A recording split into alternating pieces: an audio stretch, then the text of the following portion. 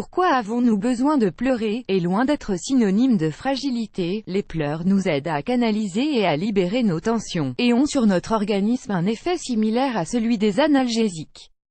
Nous pleurons depuis la naissance, parfois de tristesse, parfois de bonheur. Nous retenons souvent nos envies de pleurer car nous pensons que nous sommes ainsi plus courageux ou nous avons honte de pleurer devant d'autres personnes. Pourtant, ce type de décharge est vital pour s'exprimer et pour aller de l'avant. Dans la suite de cet article, nous allons vous expliquer pourquoi nous avons besoin de pleurer de temps en temps. Pleurer nous libère profondément. Les larmes sont utilisées à tout type de fin, pour soulager les peines, pour attirer l'attention, pour montrer sa tristesse ou sa déception, pour se souvenir de quelque chose qui a eu lieu dans le passé ou même quand nous éternuons, quand nous sommes heureux ou que nous rions au éclat. Pleurer nous soulage, nous calme et peut nous aider à prendre conscience des choses que nous voyons et auxquelles nous résistons. Il vous est certainement arrivé d'avoir pleuré de toutes vos forces et de vous être endormi par la suite et d'être sorti dehors pour faire une activité, tout simplement car les larmes vous ont soulagé un grand poids. N'oubliez pas de lire. Saviez-vous que pleurer est bon pour la santé?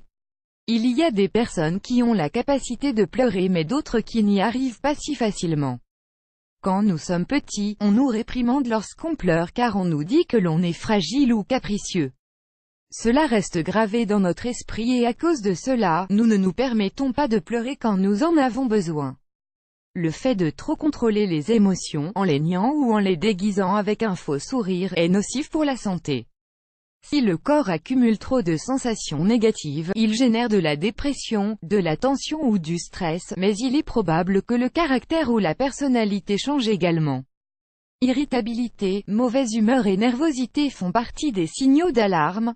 N'oubliez pas que l'organisme doit expulser tout ce qui lui fait du mal. Un jour, il ne pourra plus supporter de garder ses larmes et cette tristesse, et il déclenchera soit une grosse crise de pleurs soit une crise de colère.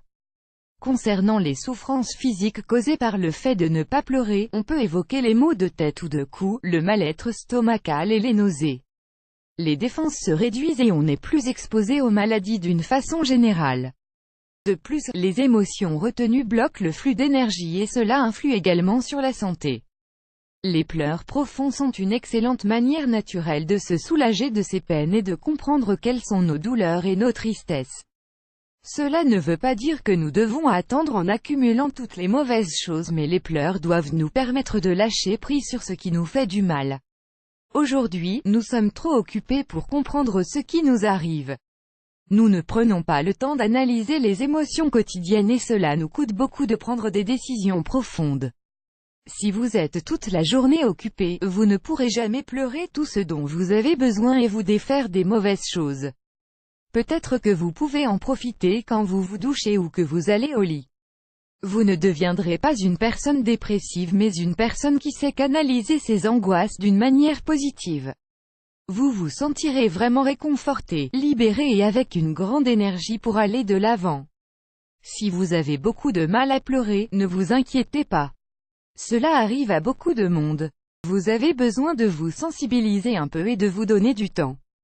Vous pouvez mettre de la musique, lire quelque chose ou regarder un film qui nécessite plusieurs paquets de mouchoirs.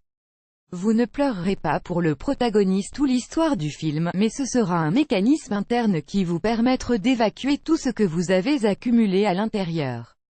Saviez-vous qu'il existe un point dans la gorge qui déclenche les pleurs si on appuie dessus? Vous pouvez aussi respirer profondément. Cette technique fonctionne très bien pour pleurer. Les pleurs sont un calmant naturel. Nous avons déjà parlé de la zone spirituelle, de l'acte de pleurer et de ses conséquences.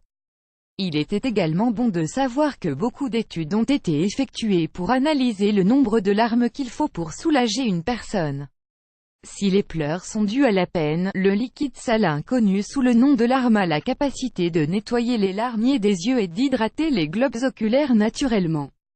Cela sert à libérer les hormones du bien-être, ni plus ni moins. Quand nous sommes stressés, il y a plus de risque de pleurer. Cela a une raison scientifique très convaincante. Lorsque les larmes coulent, nous expulsons de l'ocytocine, de la noradrénaline et de l'adrénaline. Ces éléments ont le même effet qu'un analgésique sur le corps. Vous voulez en savoir plus?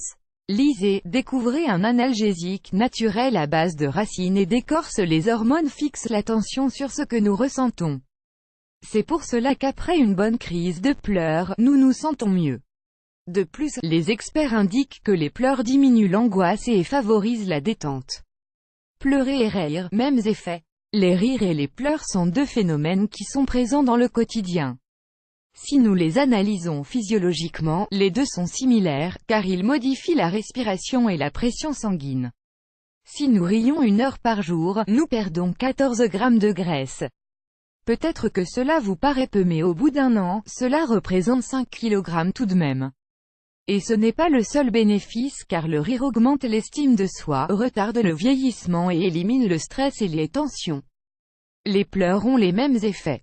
La médecine hippocratique considère cela comme une purge pour les humeurs. Tout au long de l'histoire, pleurer a été mal interprété et vu comme un manque force de caractère ou comme un signe de fragilité. Mais c'est faux, que le rire et les pleurs remplissent votre vie.